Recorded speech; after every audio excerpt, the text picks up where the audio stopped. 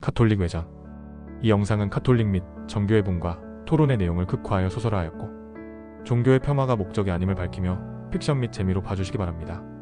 기차 창밖으로 스쳐가는 봄 들판을 멍하니 바라봤다. 가슴 한구석이 텅 빈 듯했다. 하느님, 제 진정한 이불을 만나게 해주소서. 속으로 기도하자 옆자리에서 은은한 라벤더 향이 스며들었다. 고개를 돌리니 햇살이 그녀의 머리카락을 감싸며 따뜻한 빛을 뿌렸다. 그녀가 나를 보더니 다가왔다. 그녀가 조용히 말했다. 여기 앉아도 괜찮을까요? 네, 앉으세요. 안녕하세요. 나도 모르게 인사를 건넸다. 평소 같으면 절대 하지 않았을 말인데 그녀의 맑은 미소가 내 어색함을 감싸주었다. 네, 안녕하세요. 어디까지 가세요? 또 기차가 속도를 내자 자연스럽게 물었다. 로마역이요, 당신은요? 전시온성역까지요. 제가 좀 더 가네요. 그녀가 고개를 끄덕이며 미소 지었다. 혼자 여행이세요? 네, 그냥 혼자 떠나보고 싶어서요. 사실은 여자친구랑 헤어진 후 마음이 좀 복잡해서요. 그녀는 가만히 내 얼굴을 바라보더니 뜻밖의 말을 던졌다. 나도 누군가에게 잊힌 적이 있어요. 혹시 나이 물어봐도 될까요? 내가 망설이며 묻자 그녀가 살짝 웃으며 25이에요. 좀 많죠? 아, 2살 차이네요. 내가 말하자 그녀가 눈을 반짝이며 그럼 나를 누나라고 불러도 되겠네요. 라고 장난스레 덧붙였다. 내가 웃으며 누나 괜찮아요 라고 답하자 분위기가 풀렸다. 기차 바퀴 소리가 그 리듬을 맞추듯 경쾌하게 울렸다. 로마역에서 내리신다고 하셨죠? 거기서 뭘 하세요? 내 질문에 그녀는 자연스럽게 손끝으로 십자가를 그리며 대답했다. 거기가 제 집이에요. 성당 바로 옆이죠. 아, 저는 교회 다녀요. 같이 예수님 믿으니 좋네요. 그럼 다음에 성당에서 같이 미사 드리고 데이트할래요? 전 성당 안 가봤는데 한번 가보고 싶어요. 좋아요. 그녀와의 대화는 나를 편안하게 해주었고 마치 그녀의 큰 호수 같은 마음이 나를 안아주는 것 같았다. 왠지 그녀가 이 땅에서 나의 구원자일 것 같은 기분이 들었고 그녀와 약속을 잡았다. 그녀는 숨이 멎을 만큼 아름다웠다. 교회에서 설교를 들은 적이 있다. 이상형 조건이 너무 많으면 결혼하지 못한다. 포기할 수 없는 딱 3가지만 기준을 잡고 나머지는 참고 넘길 수 있다는 설교였다. 그녀는 나의 기준 3가지를 충족했다. 몸매, 순수한 마음, 기독교 믿음. 나도 안다. 내 기준이 너무 형편없는걸. 사실 한 가지 기준이 더 있다. 팔자 걸음은 절대 안 된다는 것. 그녀의 걸음은 마치 런웨이 위의 모델처럼 당당하고 고왔다. 그녀와 성당 입구에서 만나서 성당 안으로 향했다. 입구에 들어서자 물그릇이 눈에 띄었고 무심코 손을 담갔다. 그런데 그녀가 내 손목을 잡으며 웃음을 참으려는 듯한 표정을 지었다. 그거 손 씻는 물 아니에요. 성수예요. 이렇게 십자를 긋는 거죠. 그녀가 손으로 십자를 그리자 내가 머쓱하게 웃었다. 교회 다닐 땐 이런 게 없었거든요. 처음엔 다 낯설죠. 저도 그랬어요. 그리고 미사 중 사람들이 줄을 서서 성찬을 받으러 나갔다. 나도 따라 나서려는데 그녀가 살짝 내 팔을 잡았다. 가면 안 돼. 성태성사는 세례받고 교리교육을 마쳐야 받을 수 있어. 그녀의 나직한 속삭임에 멈춰섰다. 그녀의 속삭임이 귓가를 간지럽혔다. 그녀의 라벤더 향에 취해 그 입술이 내게 다가오는 착각에 빠졌다. 미사는 내가 아는 예배와는 너무 다른 분위기에 낯설면서도 묘한 경건함이 느껴졌다. 미사가 끝난 후 나는 조용히 고개를 끄덕이며 그녀와 자리를 일어났다. 내가 다니는 교회와는 너무 다르지만 어째서 이렇게 편안할까? 성당 벤치에 앉아 나지막이 중얼거렸다. 미사의 낯선 의식에도 불구하고 불편함보다 평온함이 더 컸다. 그녀가 살며시 내 어깨에 기댔다. 우리 같은 하느님을 믿잖아요. 신 앞에선 모두 한 가족이에요. 그녀의 말에 내 마음이 녹아내리는 듯했다. 그녀의 십자가 목걸이가 살짝 흔들렸고 그 순간 깨달았다. 내 감정이 사랑으로 변해버렸다는 것을. 그녀는 내게 이브가 되었다. 모든 이성을 잃어도 괜찮을 만큼. 그녀와 함께 있는 시간은 마치 천국을 거니는 듯이 기뻤고 우리의 사랑은 영원히 이어질 것만 같았다. 며칠 후 그녀와 계웅산 벚꽃을 보러 기차에 올랐다. 그녀와 함께 있는 이 시간이 너무 행복하다. 그런데 기차가 전역에서 정차하지 않고 갑자기 덜컹거리며 속도를 높였다. 기장의 안내방송이 흘러나왔다. 브레이크가 고장났습니다. 기장은 경찰에 신고한 뒤 열차 충돌을 막으려 여기저기 연락을 취하고 있었다. 이대로라면 종착역인 지옥역까지 쉴 새 없이 달리게 되었다. 승객들이 웅성거렸다. 내가 불안한 얼굴로 그녀를 보자 그녀가 내 손을 잡으며 말했다. 괜찮아요. 하느님께 맡기자고요. 그녀의 침착한 목소리에 마음이 진정됐다. 이어서 기장이 다시 방송을 전했다. 여러분, 이 기차는 큰 위험에 처했습니다. 긴급히 요청드립니다. 우리가 할 수 있는 건 다 했지만 결과는 불확실합니다. 신께 기도해 주세요. 제 기도를 따라 해주세요. 하느님, 저는 죄인입니다. 하나님이신 예수님께서 제 모든 죄를 대신해 피 흘려 죽으시고 장사되셨으며 부활하신 것을 믿습니다. 예수님을 제 구원자로 받아들입니다. 지금 이 위험 속에서 저희를 구원해 주시길 간구합니다. 감사드리며 주 예수 그리스도의 이름으로 기도드립니다. 아멘. 기도가 끝나자 어디선가 나타난 두 사람이 기차 안에 숨겨있던 폭탄을 찾아 기차 밖으로 던져 폭발시켰고 기관실로 들어가 끊어진 브레이크 라인을 고쳐 브레이크를 작동하게 했다. 그들은 마치 영화 속첩보 요원 같았다. 더욱 놀라운 건 그들이 나를 향해 다가오며 입을 열었고 외국인이었다. 난파 공작원이 브레이크를 고장내고 폭탄을 숨겨놓아 당신을 죽이려 하였도다. 내 앞길에 사탄의 방해가 있으리라. 너는 반드시 계용산에 있는 지저 스님을 찾아가라. 말이 끝나자마자 그들은 눈앞에서 사라졌다. 뭐지? 이 시대에도 간첩이 있다는 건가? 혹시 천사였던 걸까? 날개는 없었는데. 그렇게 우리는 아무런 사고 없이 기차에서 내릴 수 있었다. 경찰과 군부대는 폭탄의 잔해를 처리하고 난파 공작원을 잡기 위해 수색 중이었지만 딴 곳로 숨었는지 찾지 못하고 있었다. 하나님 감사합니다. 지옥역까지 갈 뻔했습니다. 우리는 감사기도를 드렸다. 기차에서의 긴장감도 잠시 계용산의 아름다움에 기분이 금세 좋아졌다. 계용산은 벚꽃으로 가득했고 라벤더 향이 은은하게 나는 여자친구 이스터와 함께여서 그 봄날은 더욱 행복했다. 계용산 벚꽃길을 걷던 중 이스터가 내 손을 잡았다. 당신을 만난 게 하나님의 선물 같아요. 그녀의 목소리가 떨렸다. 내가 대답했다. 저도요. 누나 덕에 빈자리가 채워졌어요. 바람에 실린 라벤더 향과 함께 우리의 사랑과 믿음이 영원할 것처럼 느껴졌다. 어느덧 기차 안에서 봤던 외국인의 말대로 계용산의 큰 절에 가보니 마침 스님들이 모두 법당에 모여 있었다. 우리는 안내를 받아 조용히 법당 안으로 들어가 종교의식이 끝나기를 기다리며 주위를 둘러보았다. 그때 갑작스레 거센 바람이 몰아치더니 쾅 하는 소리와 함께 한 남자가 법당 한가운데 나타났다. 갑작스러운 등장에 스님들은 놀라 뒷걸음치거나 바닥에 넘어졌다.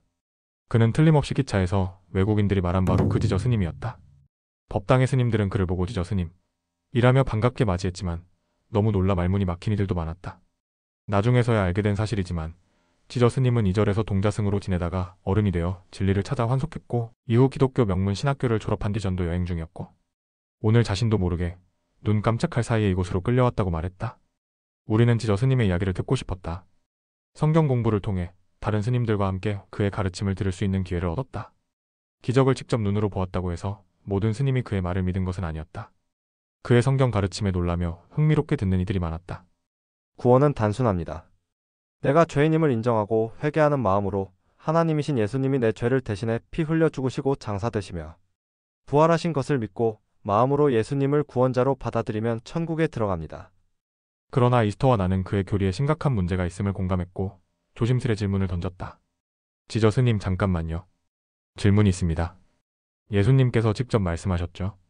주여, 주여 하는 자마다 천국에 들어가는 게 아니라고요. 마태복음 7장 21절에 이렇게 나옵니다. 나에게 말하기를 주여, 주여 하는 이마다 하늘의 왕국 안으로 들어갈 것이 아니요 오직 하늘에 계신 나의 아버지의 뜻을 행하는 자가 들어가리라. 아주 좋은 질문이네요. 이제부터 10분간 아주 중요한 성경의 교리를 알려주겠습니다. 지루할 수 있으니 마음 단단히 먹으세요. 성경 공부를 끝까지 마친다면 예수님을 더욱 사랑하게 될 겁니다. 저는 확신합니다. 학생에게 묻겠습니다. 자신의 행위가 온전하다고 생각하나요? 요한복음 15장 13절.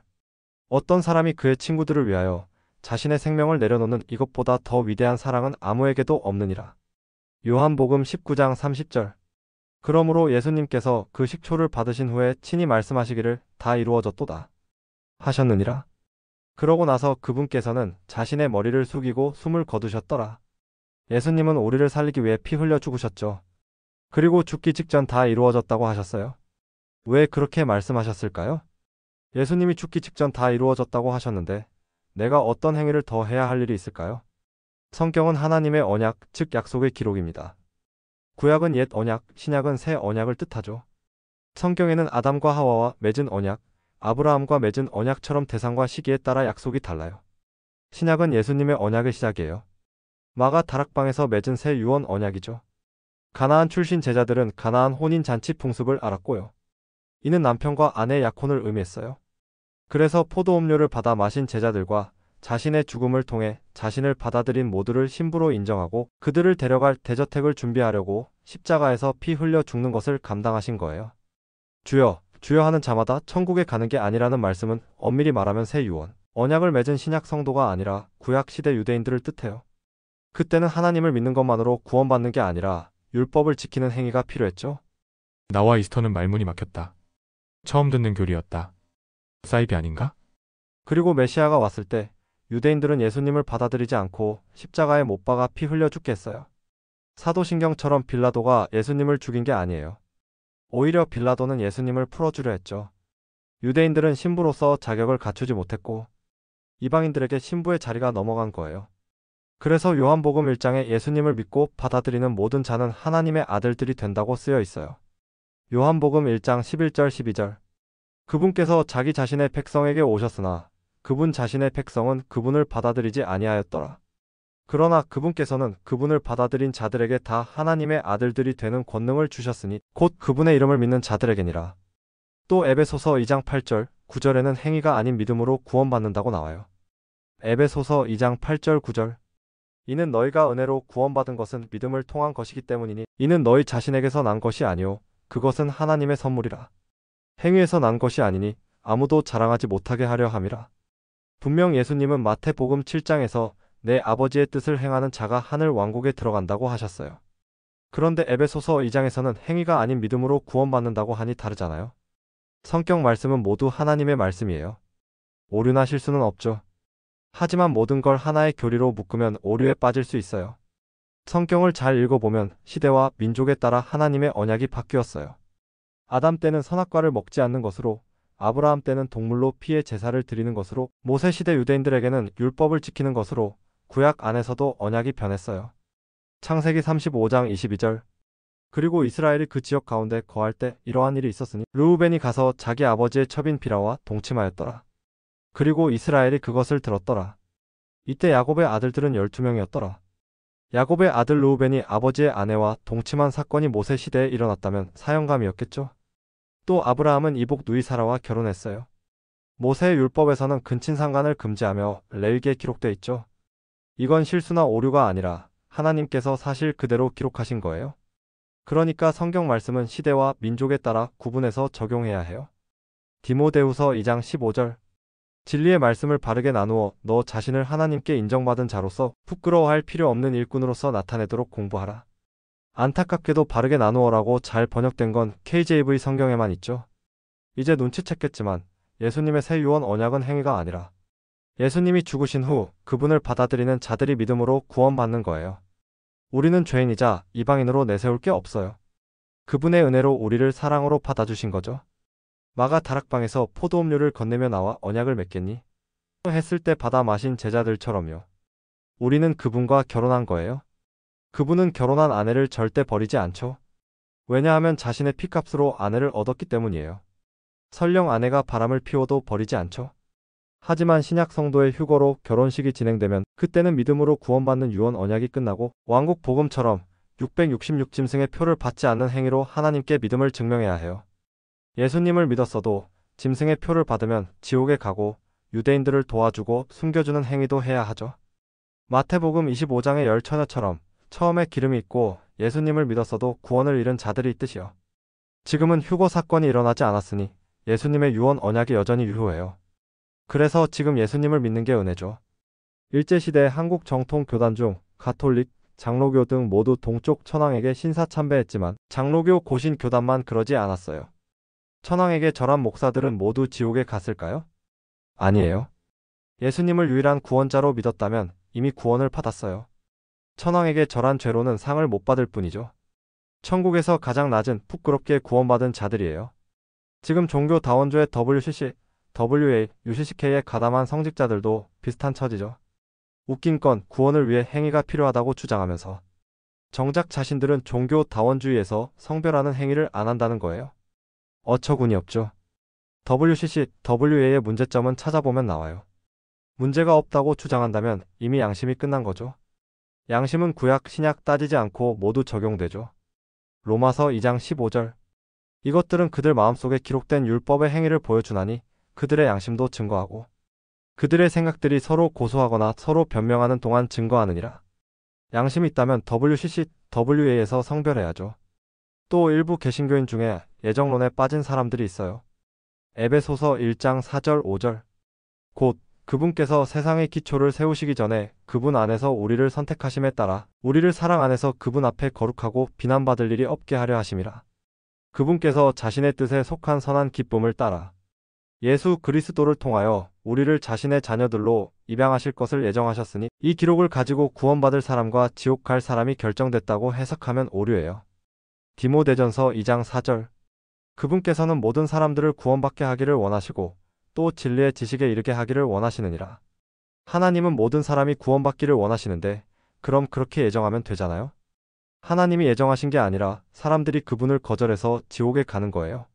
그분은 모든 사람이 구원받게 하려고 피 흘려 죽으러 이 땅에 오신 하나님이란 걸 기억하세요. 이제 지혜가 조금 열렸나요? 지혜를 더 열어봅시다. 창세기 7장 1절.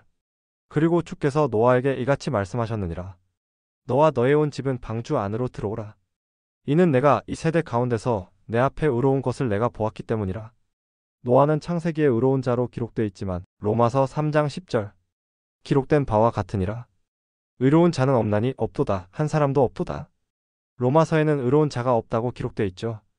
구약에서는 음란한 행위를 해야 죄였지만 신약에서는 음란한 생각만 해도 죄예요. 죄의 기준이 바뀌었기 때문에 로마서에서 의로운 자가 없다고 기록한 거예요. 그런 것 같이 지금 신약 시대에는 행위 없이 믿음으로 구원받지만 요한계시록 시대가 되면 마태복음 7장에 나온 주여, 주여만 하고 행위가 없으면 구원받지 못하는 시대로 바뀌어요. 그때가 되면 거짓 사탄 목사들은 이렇게 말할 거예요. 예수님을 믿었으면 구원받았으니 666짐승의 표일지도 모르는 표를 받아도 구원과 상관없다고요. 와, 몰랐어요. 그런데 한 가지 더 궁금한 게 있습니다. 빌립보서 2장 12절. 그러므로 나의 사랑하는 자들아, 너희가 나 있을 때뿐 아니라 더욱 지금 나 없을 때에도 항상 복종하여 두렵고 떨림으로 너희 구원을 이루라. 행위로 구원을 끝까지 해서 이루라고 한 기록은 어떻게 된 건가요? 아, 자주 듣던 질문이군요. 그 부분은 번역의 문제입니다. 킹 제임스 성경으로 다시 살펴봅시다. 빌립보서 2장 12절. 이런 이유로 나의 사랑을 받는 자들아, 너희가 늘 순종해 왔듯이 내 앞에서뿐만 아니라 내가 없는 지금 더욱더 순종하여 두려움과 떨림으로 너희 자신의 구원을 나타내라. 예수님을 믿고 구원받았으니 믿지 않는 사람들에게 우리의 구원을 나타내야죠. 구별된 삶을 살아가야 해요. 나중에 예수님을 뵐 때 행위에 대한 심판을 받게 되니까요. 로마서 14장 10절. 그러나 어찌하여 너는 너의 형제를 판단하느냐? 아니면 어찌하여 너는 너의 형제를 무가치하게 여기느냐? 이는 우리 모두가 그리스도의 심판석 앞에 설 것이기 때문이라. 바울을 포함해 구원받은 성도들은 모두 그리스도의 심판석 앞에 서서 상을 받게 될 거예요. 이야기가 길어졌네요. 지루했죠? 잠시 쉬는 시간으로 베드로와 바울의 대화를 보고 성경의 숫자에 대해서 이야기해보죠. 많이 컸다. 바울아, 로마 시민 바리세파 바울인데 안 크겠나? 물고기 잡던 어부랑 비교가 되나? 간단히 말하마. 복잡하게 말해도 된다. 들을 귀 있다. 우리 예수님 하늘로 올라가신 지 2000년 돼 간다. 서열 1위 사도로서 마지막 부탁이 있다. 뭐 너가 사도 서열일이라고. 그건 내 혼자 생각이고 뭔 부탁 말해라. 로마로 가라. 그곳에 가서 외국인들에게 복음 전해라. 조금만 견디면 주님 다시 오신다. 마 준비는 내 해놓게. 그래, 꼭 갈보리 항공 비행기 비즈니스 해놔라. 그러면 내가 갈게. 이 형제 참 좋은 것은 알아가지고. 알았다. 갈라디아서 2장 7절 8절. 그러나 도리어 할례자들에 대한 복음이 베드로에게 맡겨진 것 같이 무할례자들에 대한 복음이 내게 맡겨진 것을 그들이 보았을 때 이는 할례자들을 위한 사도직으로 베드로 안에서 효과적으로 역사하신 그분께서 내 안에서도 막강하시어 이방인들을 향하게 하셨기 때문이라. 유대인의 사도 베드로와 이방인의 사도 바울. 베드로와 바울의 대화를 잘 봤지? 이제 숫자에 대해 얘기해보자. 바울이 신약 성경에서 단어가 몇 번 나오는지 알아? 많이 나오겠죠? 응, 153번 나와. 그럼 베드로는 몇 번 나오는지 알아? 설마 153번이요? 그렇지, 153 숫자 어디서 많이 들어보지 않았어? 모나미 볼펜 말이야. 난 모나미 153 볼펜만 사용하지. 요한복음 21장 11절. 시몬 베드로가 올라가서 수많은 물고기들로 가득한 그물을 육지로 끌어당겼는데 153마리더라. 그리고 그렇게 많이 있었는데 그럼에도 그물이 찢어지지 아니하였더라. 153마리의 비밀을 방금 풀었지? 베드로가 끌어올려 잡은 물고기 숫자가 153마리야. 그러니까 신약 성경에 베드로 단어가 153번 나오고 바울 단어가 153번 기록된 건 우연이 아니야. 베드로에게 유대인 복음이, 바울에게 이방인의 복음이 맡겨진 걸 153 숫자와 갈라디아서 2장 7절이 증명한 것이지. 또 성경에서 단어 숫자를 세면 재미있는 결과가 나오지. 죄를 뜻하는 신 단어가 447번 등장해. 그러면 피를 뜻하는 블러드 단어는 몇 번 나올까? 설마 447번이요? 맞아. 왜 중요한지 알아? 히브리서 9장 22절. 그리하여 율법에 따라 거의 모든 것들이 피로 깨끗하게 되느니라. 그런즉 피 흘림이 없이는 사면이 없느니라. 이런 숫자는 신기하게도 오직 KJV 성경에서만 나오는 숫자야. 다른 성경엔 나오지 않아? 마치 세계 공통 수학 언어로 KJV 성경을 증명해 주신다랄까. KJV 성경에 그런 비밀이 숨겨져 있을 줄은 몰랐습니다. 성경 속 숫자들이 단순한 기록이 아니라 더 깊은 메시지를 담고 있다는 말씀이시죠? 더 많은 숫자 이야기는 다른 채널에서 확인해 보도록 해. 자, 숫자 이야기는 이 정도로만 하고 진짜 중요한 건 베드로가 로마에 갔냐는 것이지. 요한복음 21장 18절. 진실로 진실로 내가 너에게 말하노니 내가 젊었을 때 너는 스스로 띠를 두르고 네가 원하는 곳으로 걸어 다녔느니라. 그러나 내가 늙으면 너는 너의 두 손을 앞으로 뻗을 것이요 또 다른 이가 너에게 띠를 두를 것이며 네가 원하지 않는 곳으로 너를 옮겨 가리라. 예수님은 베드로가 늙으면 어떤 죽음으로 하나님을 영화롭게 한다는 걸 예언하셨지. 그러니까 베드로는 늙기 전엔 죽을 수 없는 무적 상태인 걸 예수님이 말씀하신 거야. 그런데 베드로가 젊을 때 헤롯 왕에게 죽을 뻔했어. 사도행전 12장에서 헤롯 왕이 요한의 형제 야고보를 칼로 죽였고 베드로를 무교절 때 감옥 안에 집어넣어서 군인들이 그를 지켰지. 이방신 이스터 축제가 끝나면 죽이려고 말이야. 베드로가 감옥에 잡힌 건 무교절 기간이고 무교절은 6월절이 지난 다음이지. 그런데 모든 성경이 무교절이 지난 다음 6월절로 번역한 거야 완벽한 오역 아닌가?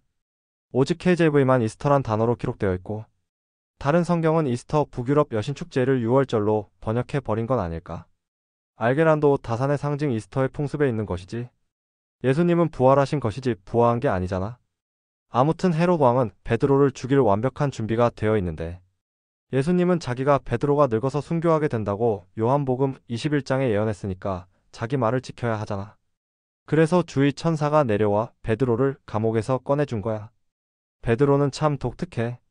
베드로의 아버지 이름이 요나, 거든 구약의 예언자 요나와 같지. 그래서 요한복음 21장에서 베드로를 부를 때 요나의 아들 시몬아 내가 나를 사랑하느냐 라고 하셨지. 그리고 네가 원하지 않는 곳으로 너를 옮겨 간다고 하셨어. 그러니까 베드로가 고향 땅을 떠나서 가고 싶지 않은 곳으로 가게 된다는 것이고 옮겨 간다는 건 걸어간다기보다는 배나 수레에 타고 갔으며 그곳에서 죽게 된 게 아닐까? 구약의 요나 예언자도 비슷하지. 가기 싫은 니네베에 가야 했으니까. 베드로도 요나처럼 가기 싫은 곳으로 간 거야. 베드로전서 5장 13절. 너희와 함께 택함 받은 바빌론에 있는 교회가 너희에게 문안하노라. 그리고 나의 아들 마르쿠스도 그리하느니라. 베드로는 유대인이 아닌 타국인 즉 아시아에 있는 이방인 교회에게 편지를 썼어. 즉 메소포타미아 바빌론에 있는 유대인 교회에서 아시아의 타국인 교회에 보내는 편지가 아니었을까? 만약에 바빌론을 은유적 상징적 비유로 해석해서 로마라고 확정한다면 큰 문제가 발생하게 되지. 무슨 문제죠? 베드로는 로마에서 순교했고 그의 뼈가 발견되기도 했는데요. 바빌론은 사라진다고 성경에 기록되어 있어. 요한계시록 18장 21절. 그리고 힘센 천사가 거대한 연자 맷돌 한 짝 같은 돌을 들어 올렸고 그것을 바닷속으로 던지며 말하기를 저 거대한 도시 바빌론이 이처럼 거칠게 아래로 내던져질 것이요 결코 다시는 발견되지 않을 것이라. 바빌론이 결코 다시는 발견되지 않을 것이라 라고 기록되어 있잖아. 그런데 지금 축구 명문 AS 로마는 건재한데 한국 선수가 AS 로마에 이적하면 좋겠군. 그러니까 요한계시록에 심판받는 도시 바빌론이 지금의 로마라고 은유적 상징적 비유로 해석할 수 있겠지? 정리하자면 상징적으로 해석해 베드로가 로마에 가서 순교했다면 지금도 건재한 도시 로마가 요한계시록에 심판받는 바빌론이고 문자적으로 해석해 베드로가 바빌론에 가서 즉 메소포타미아 지역 유대인 정착지에 갔다면 로마는 베드로의 후계자가 될 수 없어. 진퇴양난이군. 빠져나갈 방법은 있어? 성경에 모순이 있다고 믿는 거야. 그러면 쉽게 해결되지? 너도 성경에 모순이 있다고 생각해? 너도 능력 없는 하느님을 믿어? 아니요. 아니요. 그런데 베드로는 정말 로마에서 죽었을까? 주 예수여, 저희 영을 받아주소서. 주여, 이 죄를 그들의 책임으로 돌리지 마옵소서. 베드로는 로마에서 죽지 않았어. 요한복음 21장 19절. 그분께서 이것을 언급하신 것은 그가 어떤 죽음으로 하나님을 영화롭게 할지 알려주신 것이라. 이어서 그분께서 이것을 언급하신 후에 친히 그에게 말씀하시기를 나를 따르라. 하시니라. 베드로의 순교에 대한 중요한 힌트가 여기에 있지. 어떤 죽음 말이야. KJV에서 어떤 죽음을 검색해보면 요한복음 12장 33절에 나오지. 요한복음 12장 33절. 그분께서 이렇게 말씀하신 것은 자신이 어떤 죽음으로 죽어야 하는지 알려주신 것이라. 바로 예수님이 십자가에서 죽은 사건을 어떤 죽음이라고 성경 스스로 알려주잖아. 그리고 그 죽음은 하나님을 영화롭게 하였지. 그러니까 베드로는 십자가에서 죽고 하나님을 영화롭게 하는 것이 예언되어 있는 거야. 그러면 베드로는 어디에서 죽은 걸까? 요한복음 21장 18절. 진실로 진실로 내가 너에게 말하노니 내가 젊었을 때 너는 스스로 띠를 두르고 내가 원하는 곳으로 걸어 다녔느니라. 그러나 내가 늙으면 너는 너의 두 손을 앞으로 뻗을 것이요 또 다른 이가 너에게 띠를 두를 것이며 내가 원하지 않는 곳으로 너를 옮겨가리라. 예수님은 내가 원하지 않는 곳으로 너를 옮겨가리라 하셨어? 베드로는 복음 전하고 순교하러 로마에 가는 게 싫었을까? 베드로가 순교의 장소로 원하지 않은 곳이 정말 로마라고 생각해? 베드로 자신이 순교할 장소 중에 원하지 않은 곳은 어디였을까? 생각 안 해봐서요. 그냥 로마라고 알고 있었는데. 힌트는 예수님이 십자가에서 죽기 전날 베드로와의 대화에 있어. 요한복음 13장 36절, 37절, 38절. 시몬 베드로가 그분께 말씀드리기를 주여, 당신께서 어디로 가시나이까? 하였더라. 예수님께서 그에게 대답하시기를 내가 가는 곳으로 지금은 내가 나를 따라올 수 없느니라. 그러나 장래에는 내가 나를 따라올 것이라 하셨느니라. 베드로가 그분께 말씀드리기를 주여, 어찌하여 제가 지금은 당신을 따를 수 없나이까?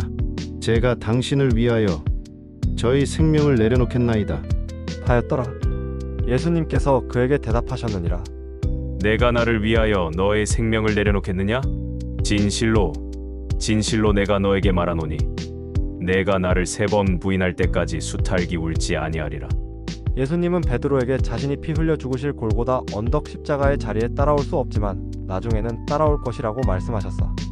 그곳은 바로 갈보리 언덕, 그 십자가를 말하는 것이고 베드로는 예수님 죽으실 때 그 장소에 없었어. 베드로는 예수님을 3번 부인했고 통곡했으며 도망갔고 예수님이 피 흘려 죽으신 그곳에 그때는 따라가지 못했지만 장래에는 따라간 것이지. 베드로는 예수님이 죽으신 갈보리 언덕에서 순교한 거야. 유대인의 사도는 예루살렘 갈보리 산에서, 이방인의 사도 바울은 로마에서 순교한 게 아닐까.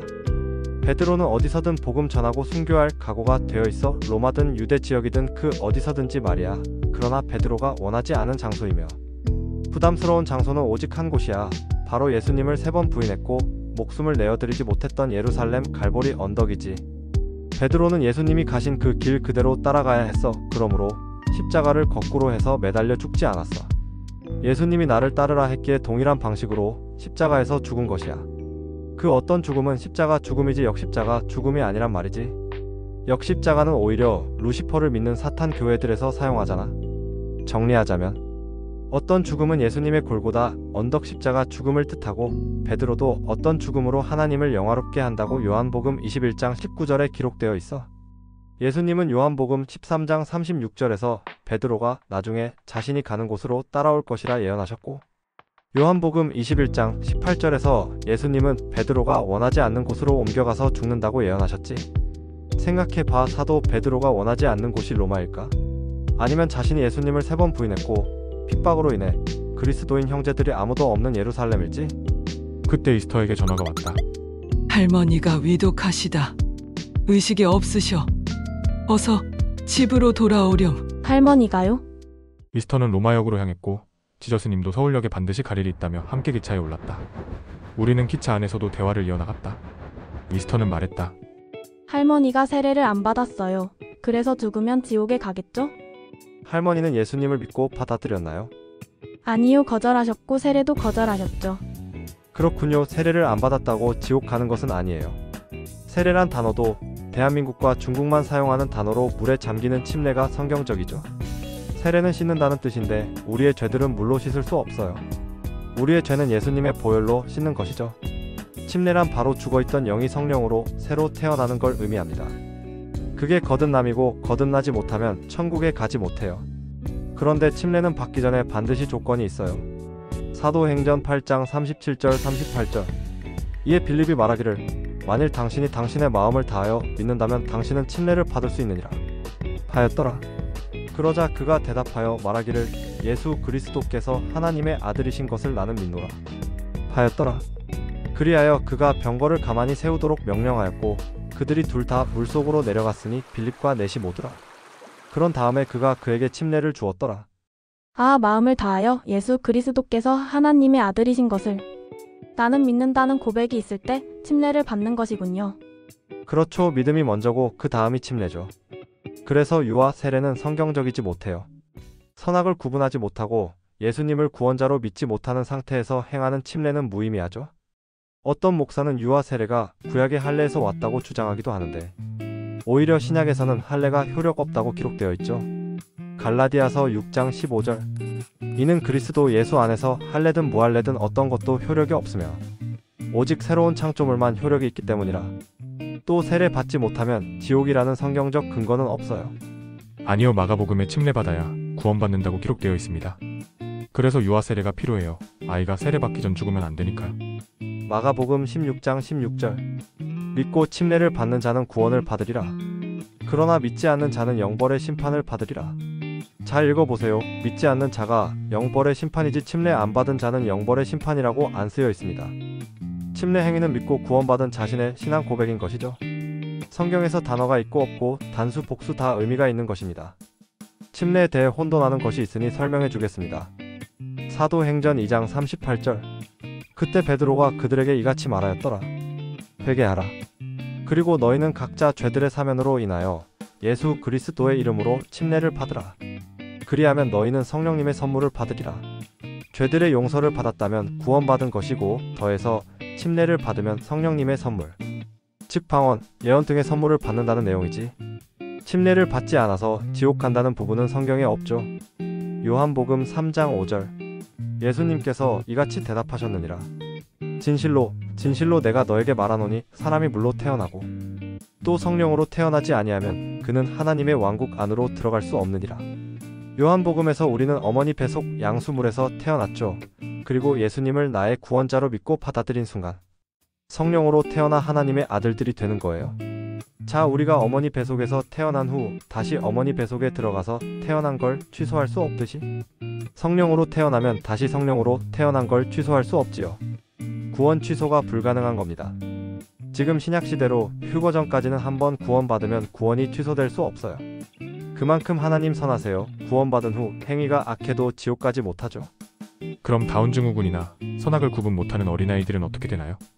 참고할 수 있는 구절은 출애굽할 때 여리고성에 들어가기 전 하나님을 원망한 이스라엘 민족 중 19살 이하 어린 것들이 가나안 땅에 들어갔죠. 나이에 따라서 차이를 두시는 하나님임을 기억하세요. 민수기 14장 31절. 다만 너희가 먹이가 될 것이라고 말한 너희의 어린 것들 곧 그들은 내가 데리고 들어가겠으니 그들은 너희가 멸시한 그 지역을 알게 되리라. 공의로우신 하나님께서 유아 아이들은 아담의 씨로 원죄가 있지만 선악을 구분 못하는데 지옥에 보내실까요? 예수님이 태어나신 후 베들레헴에 있을 때 헤롯 왕이 3살 이하 아이들을 살해하였죠. 그 아이들이 지옥 갔을까요? 아니요, 훗날의 백보자 심판대에서 예수님과 그 아이들이 헤롯 왕과 그들의 군인들을 심판하고 불호수 보내게 될 겁니다. 그럴 수도 있겠네요. 그런데 할머니는 식물인간처럼 의식이 없으면 이미 죽은 것 아닐까요? 아니요, 생명은 피에 있죠. 레위기 17장 11절. 이는 육체의 생명이 피 속에 있기 때문이라. 피가 살아있다면 그분은 아직 죽은 게 아닙니다. 그리고 의학적으로 청각은 죽기 직전까지도 뇌파가 반응하는 것으로 보여요. 그러니 꼭 임종 전에 복음을 전하세요. 하나님께서 기회를 주시기를 기도합니다. 그리고 두 분은 예수님을 나의 유일한 구원자로 믿고 받아들이셨나요? 미스터가 말한다. 네, 저는 지금 하나님이신 예수님을 나의 죄들을 대신해 피 흘려 죽으신 하나님의 아들임을 믿고 나의 유일한 구원자로 받아들이겠습니다.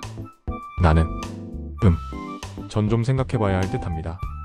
에스더요, 저는 참 궁금한 것들이 있어요. 왜 마리아 형상을 앞에 두고 그 앞에서 기도하죠? 그건 공경하는 것이지 숭배하는 건 아니에요. 마리아가 기도를 듣고 예수님께 잘 전달해 준다고 생각하나요? 성경적 근거가 있나요? 당연히 있죠. 일단 저는요, 성모님이나 성인들을 숭배하는 건 아니고요. 마리아와 성인들에게 기도할 땐 빌어주소서로 기도합니다.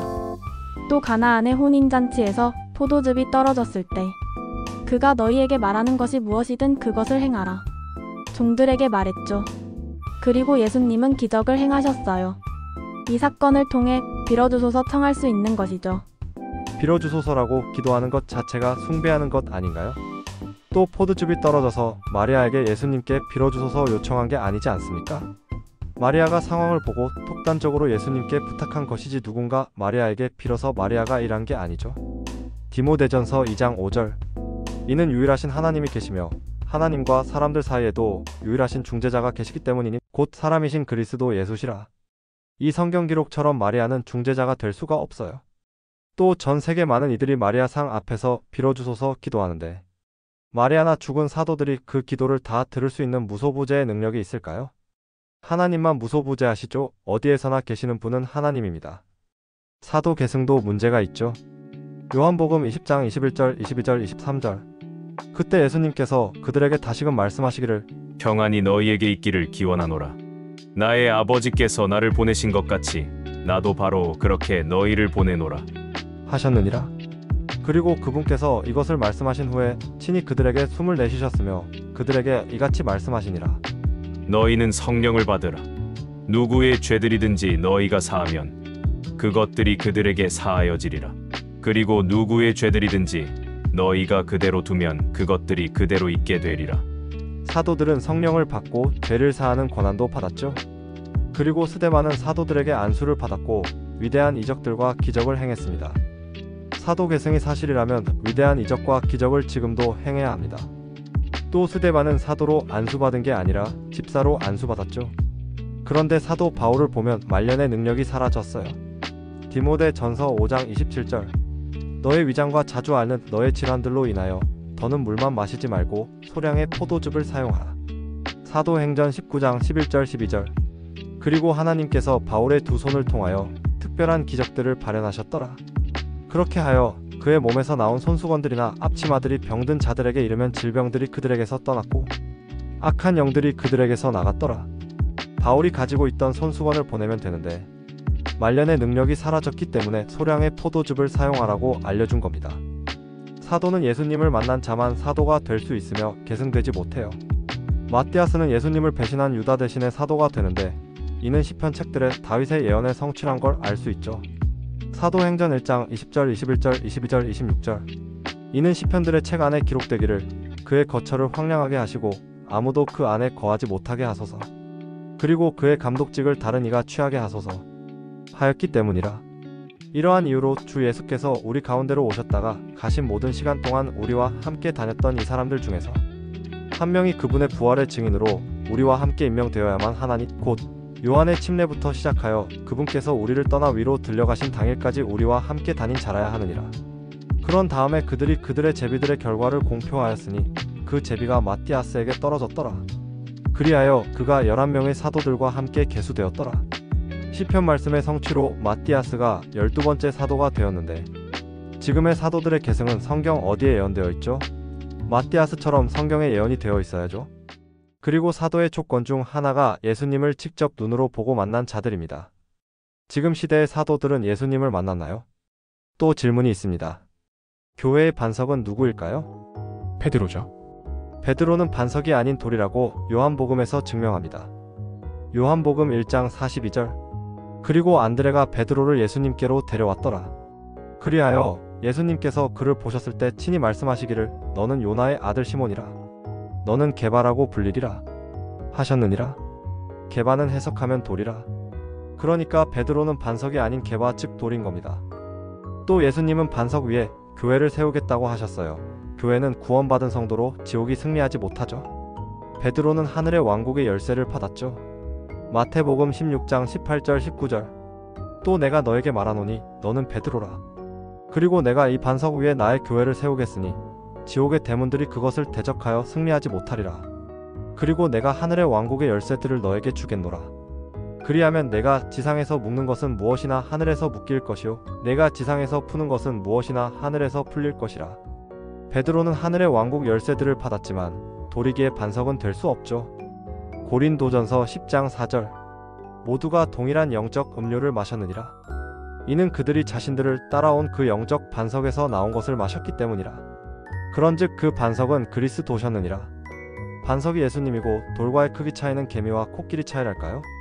그런데 베드로는 특별하죠. 예수님은 12제자들 중에서도 베드로를 선택했어요. 누가복음 22장 31절 32절. 그리고 주께서 이같이 말씀하셨느니라. 시몬아, 시몬아, 보라, 사탄이 너희를 차지하길 갈망하였으니 그가 밀처럼 너희를 체질하려는 것이라. 그러나 내가 너의 믿음이 쇠하지 않도록 너를 위하여 기도하였느니라. 그런즉 내가 회심하면 너의 형제들을 강건하게 하라. 형제들을 강건하게 하기 위해 베드로를 선택하셨고 하늘의 왕국의 열쇠도 베드로에게 주신 것이죠. 베드로는 예수님의 제자들 중에서도 특별해요. 그렇다고 해서 베드로 혼자 교회의 시작이 될 수 없어요. 예수님의 반석 아래에서 12사도들이 예수님의 증인이 되었으며 사도 바울이 이방인의 사도로 이방민족에게도 복음이 전해진 것입니다. 베드로는 특별했지만 베드로 홀로 초대교회의 시작이라는 주장은 성경 기록을 넘어선 것이죠. 에베소서 2장 20절.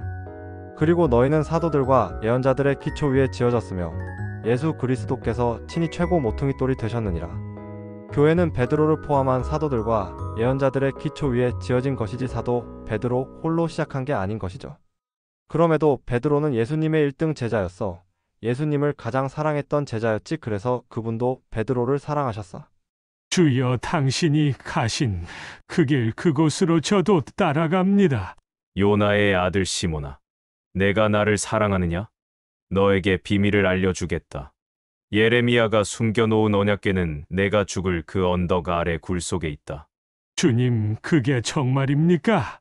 오 주님, 당신의 피가 갈보리 언덕 바위 틈으로 흘러내려 굴 속에 있는 언약궤에 뿌려졌겠군요. 언약궤는 예수님이 죽으신 갈보리산 아래 동굴에 숨겨져 있었어. 그 비밀이 2000년이 되어가는 이 시점에 열어주신 이유가 뭘까? 놀라워요. 놀랍군요. 소설 같습니다. 세상이야말로 소설처럼 살아가지 심판이 없을 것처럼 주님이 안 올 것처럼 내가 안 죽을 것처럼. 지저스님 저 궁금한 게 있어요. 계용산에 갈 때 2명의 천사를 본 것 같아요. 지저스님께 꼭 가라고 저희에게 말했거든요. 근데 날개가 없더라고요. 맞아요. 천사는 날개가 없어요. 소돔에 갔던 2 천사도 날개가 없었고 소돔인들이 동성 간의 폭행을 하려고 했었죠. 천사는 평범한 남자의 모습으로 성경엔 묘사합니다. 루시퍼는요? 타락천사가 아닌가요? 요한계시록 12장 7절 8절. 그리고 하늘에 전쟁이 있었더라. 미카엘과 그의 천사들이 그 용을 대적하여 싸웠고 그 용과 그의 천사들도 싸웠는데 승리하지 못하였으며 그들의 처소도 더 이상 하늘에서 발견되지 아니하였더라. 루시퍼는 그룹으로 천사가 아니라 날개가 있어요. 또 루시퍼는 용이기도 하고 천사 부하들이 있죠. 루시퍼는 아침의 아들이지 스타 별이 아니에요. 개역 개정엔 계명성 즉 모닝스타로 번역되어 있는데 이건 심각한 오류로 사탄이 좋아할 만한 번역이죠. 이사야서 14장 12절. 오 아침의 아들 루시퍼야, 네가 어떻게 하늘에서 떨어졌는가? 민족들을 약하게 하던 네가 어떻게 끊어져 땅바닥으로 떨어졌는가? 요한계시록 22장 16절. 나 예수는 교회들 안에서 너희에게 이런 것들을 증언하고자 나의 천사를 보냈노라. 나는 다윗의 뿌리이자 후예요. 빛나는 새벽 별이라. 예수님이 모닝스타인데 사탄 루시퍼를 같은 선상에 둔 것부터가 오역이죠. 이런 번역은 누가 좋아할까요? 이런 식으로 번역해놓고 성경에 모순이 있다고 주장하면 아니 되겠죠? 그러니까 성경은 모순 있는 거 맞습니다. 다른 성경들에는 말이죠. 그러나 내겐 모순이 없는 성경을 가지고 있는 게 얼마나 다행이며 축복인지요. 아무에게나 허락된 성경이 아닌 건 확실합니다. 벌써 로마역이네요. 지저스님 감사해요. 저는 이제 내려요. 할머니께 꼭 복음 전하겠습니다. 네, 저와 천국에서 함께 기뻐할 수 있을 겁니다. 이스터 자기야 잘가 연락할게. 그녀는 그렇게 로마역에서 내렸고 나와 지저스님은 서울로 향했다. 서울에는 무슨 일로 가시는 건가요? 서울역의 노숙자에게 갑니다. 그곳은 은혜의 장소죠. 낮아진 사람들, 배고픈 사람들, 희망을 잃은 사람들에게 복음을 전하는 걸 예수님은 기뻐하세요. 큰 상을 받게 될 겁니다. 예수님도 그분들처럼 집도 없이 지내셨죠. 또 알게 모르게 예수님 믿는 분들이 있어요. 은혜가 넘치는 곳이죠. 한 번은 숭례문 근처 지하보도를 지나다 본 적이 있죠. 치킨을 나눠주면서 선행을 하며 마음 뿌듯해하는 종교인들을 본 적 있어요. 아, 나는 이런 선행도 하니 하나님께 칭찬받는다는 그런 자랑 말입니다. 진짜로 한 사람 한 사람 구원받게 하기 위해 복음 전하고 노력했을까요? 진짜 복음 전하는 분들도 있지만 가짜들도 섞여 있죠. 자기는 비싼 BTOP 치킨 먹으면서 마음속으로 자랑질하는 자들. 하나님은 속일 수 없다는 거 당신은 압니까? 그렇죠. 하나님은 속일 수 없겠죠. 그런데 이상하군요. 아직까지도 이름을 말하지 않죠? 형제 이름은 무엇입니까? 내 이름이 뭐였지? 내 이름이 생각이 안 나네. 내 눈이 갑자기 열리더니 백보자를 보았고 저 앞에 이스터가 보였으며 불꽃 같은 눈을 가지신 두려운 분 예수님이 계셨다. 한 천사가 말한다. 생명책에 이름이 없습니다. 요한계시록 20장 15절. 그리고 누구든지 생명책 안에 기록된 것이 발견되지 않은 자는 불의 호수 속에 던져졌더라. 보아라, 너는 나를 믿을 기회를 여러 번 주었지만 넌 나를 거절했다. 이제 너의 죄들을 보아라. 그때 내가 지은 모든 악하고 더러운 숨겨왔던 모든 죄들이 내 양심 마음에서 나타났으며 극심한 두려움과 부끄러움으로 벌벌 떨었다. 내 더러운 죄들이 모든 천사들과 구원받은 성도들에게 낱낱이 드러났으며 이스터도 보고 있었고 이스터는 눈물을 흘리고 있었다. 그리고 예수님이 말씀하신다. 마태복음 25장 41절. 그때 그가 왼편에 있는 자들에게도 이같이 말하리라. 너희 저주를 받은 자들아, 나에게서 떠나 마귀와 그의 천사들을 위하여 예비된 영원한 불 속으로 들어가라. 나는 지옥으로 떨어지고 있었다. 으악, 살려줘. 한 번만 기회를 더 주세요. 으악, 나 다시 돌아가게 해주세요. 크게 소리치고 있었다. 또 나는 잠에서 깨어났다. 식은땀이. 엄청 긴 꿈이었다. 여자친구의 개용산절에 지저 스님까지. 휴, 어디선가 라벤더 향기가 난다. 기차 안에서 나도 모르게 잠들었던 것이다. 아름다운 여자가 내게 온다. 괜찮으세요? 비명을 지르셨어요. 아, 죄송합니다. 당신은 이스터? 어떻게 저의 옛날 이름을 알죠? 저 이름 바꿨어요. 에스더로요. 잠깐만요. 내 이름이 뭐죠? 내 이름은 뭐지? 너의 이름은 솔솔이다. 아, 맞다. 솔솔 형제입니다. 아, 솔솔 형제군요. 하나님께서 솔솔 형제를 정말 많이 사랑하는 것 같아요. 이름이 있다는 건 아직 생명책에 이름이 지워지지 않았다는 것이죠. 세상엔 우연은 없습니다. 우리의 오늘 대화도 모두 책에 기록되죠. 솔솔 형제님은 제가 아는 분 중에 하나님을 많이 사랑한 한 형제를 많이 닮았습니다. 그 형제는 교회에 다니며 열성이 대단했죠. 하나님을 위해 어떤 절에 가서 홀로 직접 복음을 전하기도 했고 그곳에서 핍박을 받아 쫓겨나기까지 했으니까요. 그땐 저도 그 형제를 이해하지 못했지만 지금의 전 충분히 이해합니다. 절에 가서 복음을 전한다고요? 대단하네요. 정말 하나님에 대한 열성이 대단합니다. 네, 그런데 교회에서 안 좋은 모습을 보게 된 겁니다. 아마도 배신당한 느낌이었을 거예요. 사실 마귀들이 공격하는 곳이 바로 교회거든요. 실족하게 해서 떠나게 하죠. 성 관련 범죄가 가장 많은 직업이 바로 목사인 게 증거죠. 비리와 잘못된 행위들로 그 형제는 상처받고 떠난 겁니다. 그러니까 교회에 다녀도 구원 못 받게 하고 또 실족하게 해서 떠나게 하는 게 사탄의 작전이죠. 그리고 그 형제는 기독교의 뿌리라고 생각한 가톨릭으로 가보았는데 다른 겁니다. 경건하고 체계적인 교육, 거룩한 모습으로 기존에 있던 곳과 비교했을 때 부패도 없고 깨끗한 겁니다. 그분에게 저는 이렇게 질문했습니다. 당신의 모든 죄들을 대신해 하나님이신 예수님이 피 흘려 죽고 장사되시고 부활해서 당신의 죄들을 용서받은 것을 믿고 받아들이셨습니까? 그 형제의 답변은 예수께서 순한 고통으로 돌아가시고 부활하신 걸 믿습니다 라고 답했죠. 맞아요. 그 말은 정답이지만 자신과 상관없는 사실을 말한 겁니다. 자신의 죄들을 대신해 예수님이 죽으신 것을 시인하지 않았어요. 남의 일처럼 얘기한 것 같지 않나요? 마치 TV 프로 사회자가 미국 트럼프 대통령에게 하나님께 용서를 구한 적이 있는지 질문했고, 트럼프 대통령은 답변을 회피한 것처럼 지저스님의 말에 공감 못하겠습니다. 어떻게 그렇게 자신의 구원을 자신 있게 말할 수 있겠습니까? 예수 믿는 자들의 제일 큰 오만함이 난 구원받았다 확신하는 거라고? 미국의 한 유명 목사가 말한 걸 들은 적 있습니다. 구원은 오직 하느님만이 주관하는 것인데 지금 하느님의 주권을 침해하는 거 아닙니까? 아니요, 성경 기록에는 자신이 구원받은 걸 알 수 있다고 되어 있습니다. 요한일서 3장 2절, 사랑받는 자들아, 이제 우리는 하나님의 아들들이라. 그리고 우리가 어떻게 될 것인지 아직 나타나지 아니하나 그분께서 나타나실 때 우리가 그분과 같이 되리라는 것을 우리는 아느니라. 이는 우리가 그분을 그분 그대로 볼 것이기 때문이라. 하나님의 아들들이라. 이미 아들들이라고 결론을 내렸죠. 요한일서 4장 7절, 사랑받는 자들아, 우리가 서로 사랑하자. 이는 사랑은 하나님께 속하기 때문이라. 그런즉 사랑하는 모든 자마다 하나님께로부터 태어나서 하나님을 아느니라. 하나님께로 태어난 것이 성령으로 태어난 것 즉 거듭남이며 하나님을 안다고 되어 있어요. 로마서 10장 9절, 내가 만일 너의 입으로 주 예수를 시인하고 하나님께서 그분을 죽은 자들로부터 살리신 것을 너의 마음속에 믿는다면 너는 구원을 받으리라. 예수님을 시인하고 마음속으로 믿는다면 구원받는다 기록되어 있죠. 구원받는 건 어려운 일이 아닙니다.